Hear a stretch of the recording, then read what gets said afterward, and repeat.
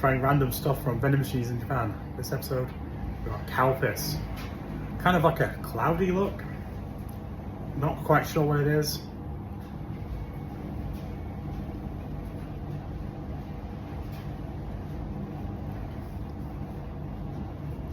That's weird.